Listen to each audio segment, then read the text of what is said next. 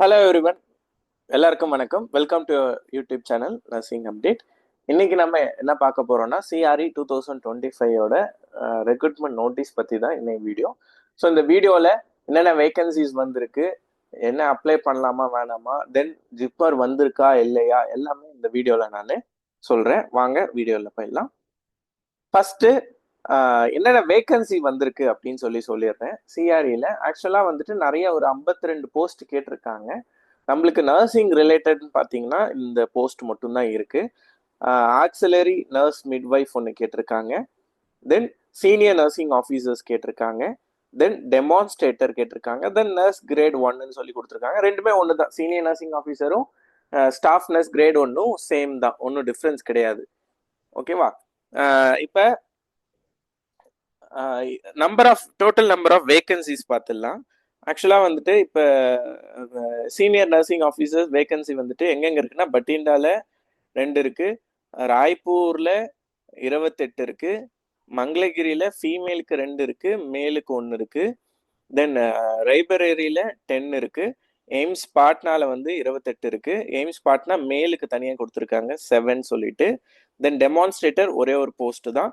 தென் AIIMS கொரக்பூர்ல வந்துட்டு 11 post இருக்கு ஃபீமேலுக்கு, 3 post இருக்கு மேலுக்கு. ஆக்சுவலாக on and around near about 50 vacancy வந்துட்டு எஸ்என்ஓ கேட்டிருக்காங்க. டெமான்ஸ்ட்ரேட்டர் வந்துட்டு ஒரே ஒரு போஸ்ட் தான் கேட்டிருக்காங்க. ஓகேவா?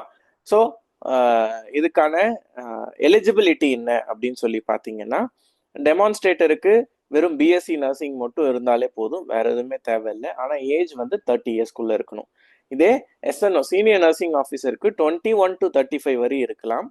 தென் என்ன கேட்டிருக்காங்கன்னா பிஎஸ்சி நர்சிங் முடிச்சிருக்கணும், முடிச்சுட்டு 3 years experience in 100 bedded hospital அப்படி சொல்லி கேட்டிருக்காங்க.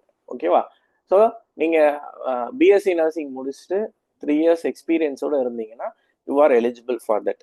ஸோ எல்லாருமே நினைக்கலாம் நம்பர் ஆஃப் வேகன்சி கம்மியாக இருக்குன்னு சொல்லிட்டு. வேகன்சி கம்மி தான், ஐ அக்ரி. ஆனால் அதே மாதிரி அந்த காம்படிஷன் கொஞ்சம் கம்மியாக தான் இருக்கும். ஏன்னா பிஎஸ்சி நர்சிங் வித் 3 years, அதுவும் 100 bedded ஹாஸ்பிட்டலில் இருக்கவங்க ரொம்ப கம்மியான மெம்பர்ஸ் தான் இருப்பாங்க. ஸோ அதனால வந்துட்டு வேகன்சிஸும் கொஞ்சம் கம்மியாக இருந்தாலும் காம்படிஷனும் கம்மியாக இருக்கிறதுனால நீங்கள் எலிஜிபிளாக இருந்தால் நீங்கள் அப்ளை பண்ணுங்க. கண்டிப்பாக வந்து எக்ஸாம் கிளியர் பண்ணிடலாம். ஓகேவா? ஸோ அப்ளிகேஷன் வந்துட்டு 12th ஸ்டார்ட் ஆயிருக்கு. இந்த மாதம் கடைசி ஜூலை 31st வரை இருக்கு. ஏஜ் லிமிட் ஆல்ரெடி சொல்லிட்டேன், 35 years வரையும் நீங்கள் எஸ்என்ஓ, அதான் சீனியர் நர்சிங் ஆஃபீஸர் இல்லை ஸ்டாஃப் நர்ஸ் கிரேட் 1க்கு 35 years வரையும் நீங்கள் அப்ளை பண்ணலாம். ஓகேவா? ஸோ எப்படி அப்ளை பண்ணுறதுங்கிறதையும் சொல்லிடுறேன். அதுக்கு முன்னாடி எல்லாரும் நிறைய பேர் கேட்டுட்டு இருந்தது தான், ஜிப்மர் வந்து நார்செட் கூட வருமா அப்படின்னு சொல்லி கேட்டிருந்தாங்க. ஆக்சுவலாக இந்த சிஆர்இ நோட்டீஸில் வந்துட்டு மற்ற போஸ்ட்லாம் கேட்டிருக்காங்க. இதுவரை ஜிப்மர் அவங்களுக்கான தேவையான போஸ்ட் எல்லாமே தனியாக தான் எடுத்துட்டு இருந்தாங்க. லைக் ஃபார்மசிஸ்டோ இல்லை அந்த இசிஜி டெக்னீஷியனோ ஜூனியர் அட்மினிஸ்ட்ரேட்டிவ் ஆஃபீஸர், இது எல்லாமே அவங்க தனித்தனியாக தான் எடுத்துட்டு இருந்தாங்க. இந்த வாட்டி தான் ஃபர்ஸ்ட் டைம் வந்துட்டு அவங்க என்ன செஞ்சுருக்காங்க, சிஆர்இ கூட மிங்கிள் பண்ணிட்டாங்க. ஸோ மோஸ்ட் ப்ராபப்ளி நார்செட்டும் கூட ஜிப்பர் வேகன்சி வரதுக்கான ப்ராபபிலிட்டி அதிகம். ஸோ எனிவே நார்செட் வந்து September 14 எல்லாருக்கும் தெரிஞ்சது தான். இப்போ நம்மளுக்கு இந்த இந்த மந்த் எண்டு, அதாவது 20 போல வந்துட்டு நார்செட்டோட வேகன்சி நோட்டீஸ் வரும். அதில் நம்மளுக்கு கன்ஃபார்மாக தெரிஞ்சிடும் ஜிப்மர் வேகன்சி வருதா இல்லையான்னு சொல்லிட்டு. எதுவாக இருந்தாலும் நம்மளோட ப்ரிப்பரேஷன் நீங்கள் விடாமல் பண்ணுங்க. கண்டிப்பாக ஏதோ ஒரு இடத்துல எக்ஸாமை கிளியர் பண்ணி நம்ம ஜாயின் பண்ணிடுவோம். ஓகேவா? சரி, எப்படி அப்ளை பண்ணிடலாம்னு சொல்லிடுறேன். அப்ளை பண்ணுறதுக்கு முன்னாடி தேவையான விஷயங்கள் என்னென்னா, ஒரு மொபைல் நம்பர் தேவை, இமெயில் ஐடி தேவை, ஆதார் நம்பர் மொபைல் நம்பரோட லிங்க்டாக இருந்தாலும் ஓகே, இல்லைனாலும் நோ ப்ராப்ளம்.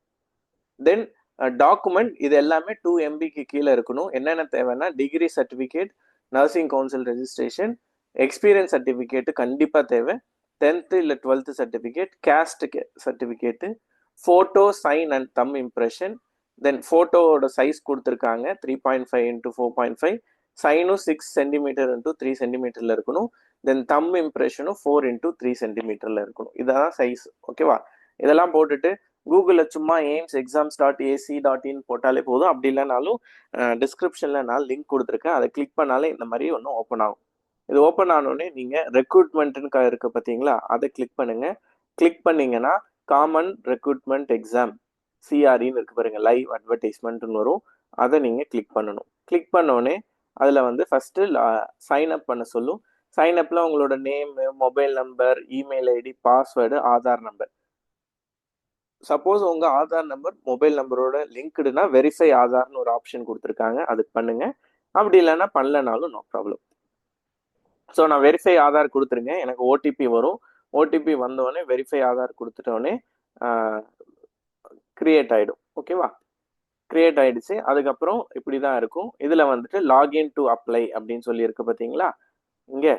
ஸோ அந்த இடத்துல போயிட்டு நான் கிளிக் பண்ணணும். இந்த லாகின் டு அப்ளை கிளிக் பண்ணேன்னா திருப்பி லாகின் ஆகிடும். லாகின் ஆனோடனே இதில் பிரித்து வச்சுருக்காங்க. உங்களுக்கு பாஸ்வேர்ட் நீங்கள் வைக்கிறது தான், ஃபோன் நம்பர் தான் உங்களோட லாகின் ஐடியாக இருக்கும். ஓகேவா, லாகின் பண்ணோடனே ஆல் அப்ளிகேஷன் இருக்குது, ஆட் நியூ அப்ளிகேஷன் கொடுத்துருங்க. ஃபஸ்ட்டு பேசிக் டீட்டெயில் என்னன்னா, முதல்ல என்ன போஸ்ட் அப்ளை பண்ணுறோம்.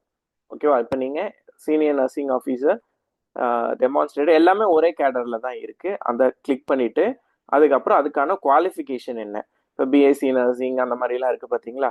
ஸோ இதில் நான் ஃபார் எக்ஸாம்பிள் கிரேட் 1 அப்ளை பண்ணுறேன்னா BSc nursing 4 years should be registered nursing council 3 years experience in minimum 100 bedded hospital. இதை தான் நான் வந்து கிளிக் பண்ணுறேன். ஓகேவா, கிளிக் பண்ணிவிட்டு சேவ் நெக்ஸ்ட் கொடுத்துருங்க. ஸோ ஆல்ரெடி நம்மளோட பேசிக் டீட்டெயில் பேரெல்லாம் அதுலேயே வந்து மென்ஷன் ஆகிருக்கும். மீதி இருக்க இந்த ஃபாதர் நேம், மதர் நேம், ஓகேவா, கேட்டகரி என்ன, நேஷ்னாலிட்டி என்ன, டொமிசைல் என்ன, ஐடி ப்ரூஃப்லாம் கண்டிப்பாக நீங்கள் அங்கே எக்ஸாமுக்கு எடுத்துகிட்டு போகிறீங்களே அதுதான் நீங்கள் வந்து இங்கே கொடுக்கணும். ஓகேவா, ஐடி ப்ரூஃப்லாம் எழுதிக்கோங்க. தென் கவர்மெண்ட் சர்வெண்ட்டா, எய்ம்ஸ் எம்ப்ளாயியா இதெல்லாம் கொடுத்துருங்க. தென் ஆல்டர்னேட் நம்பர்ஸ் ஏதாவது இருந்தால், டேட் ஆஃப் பர்த் எல்லாமே. தென் அட்ரஸ் கேட்பாங்க, உங்களோட அட்ரஸ் என்னவோ அது கொடுத்துருங்க. நான் இங்கே இன்ஸ்டியூட்டோட அட்ரஸ் கொடுத்துருக்கேன். தென் சேவ் அண்ட் நெக்ஸ்ட் கொடுத்துருங்க. நெக்ஸ்ட் இது வந்து குவாலிஃபிகேஷன் என்னன்னா, இப்போ நீங்கள் பிஎஸ்சி முடிச்சிருக்கீங்கல்ல, அப்போ பிஎஸ்சி 10th 12th தென் நர்சிங் கவுன்சில் மூணுமே இங்கே என்டர் பண்ணுறதோட அப்லோட் சர்டிஃபிகேட் இருக்கு பாருங்க. இப்போ நான் இது வந்து டிகிரியோடது. ஓகேவா, நேம் ஆஃப் த டிகிரி இப்போ பிஎஸ்சி நர்சிங். ஓகேவா, எல்லாத்தையும் எழுதிட்டு சர்டிஃபிகேட்டும் நான் அப்லோட் பண்ணும் சைட் பை சைட். அதனால தான் என்ன சொல்லியிருந்தேன், நீங்கள் இதெல்லாம் ரெடி பண்ணி வச்சுக்கோங்க அப்படின்னு சொல்லியிருந்தேன். ஓகே, தென் ரெஜிஸ்டர்ட் ஆர்என்ஆர்எம் ரெஜிஸ்ட்ரேஷன் இருக்குல்ல, என்ன ஸ்டேட்ல என்ன இஷ்யூ டேட் என்ன, அத்தாரிட்டி யாரு, இதெல்லாம் கொடுத்துட்டு இங்கேயும் வந்துட்டு ரெஜிஸ்ட்ரேஷனும் அப்லோட் பண்ணுங்க. நெக்ஸ்ட் எக்ஸ்பீரியன்ஸ் கண்டிப்பாக நீங்கள் அப்லோட் பண்ணி தான் ஆகணும். ஏன்னா எஸ்என்ஓக்கு வந்துட்டு 3 years எக்ஸ்பீரியன்ஸ் கேட்டிருக்காங்க. அப்போ எஸ்ன்னு கொடுத்துட்டு எக்ஸ்பீரியன்ஸ் கொடுத்துட்டு அப்லோட் பண்ணிடுங்க. தென் எக்ஸாம் சென்டர் சாய்ஸு அவங்க வந்து ஸ்பெசிஃபிக்காக எதுவும் கேட்காம ஸ்டேட்டு தான் கேட்டிருக்காங்க. ஸோ ஸ்டேட் நான் ஃபார் எக்ஸாம்பிள் தமிழ்நாடு, கர்நாடகா, கேரளா அப்படின்னு சொல்லி கொடுத்துருக்கேன். நெக்ஸ்ட் பேமெண்ட் வந்துட்டு இப்போ அன்ரிசர்வ்ட் ஓபிசியாக இருந்தால் 3000, எஸ்சி எஸ்டி கேண்டிடேட்ஸ்க்கு 2400. ஆனால் அந்த அமௌண்ட்டும் வந்து என்ன சொல்லியிருக்காங்கன்னா, ஒன்ஸ் நீங்கள் எக்ஸாம் அப்பியர் ஆனீங்கன்னா அது ரீஃபண்ட் பண்ணிடுவாங்க அப்படின்னு சொல்லியிருக்காங்க. இப்போ நான் 3000 பே பண்ணிட்டா so fee for continue to proceed இருக்கும். ஒன்ஸ் ஃபீஸ் கம்ப்ளீட் பண்ணியாச்சுன்னா அப்ளிகேஷன் ஓவர்.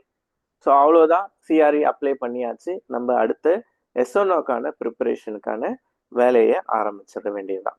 ஓகேவா, ஸோ ஹோப் இந்த வீடியோ உங்களுக்கு பிடிச்சிருக்குன்னு நினைக்கிறேன். பிடிச்சிருந்தா உங்கள் ஃப்ரெண்ட்ஸ் எல்லாருக்கும் ஷேர் பண்ணுங்கள். Thank you so much guys.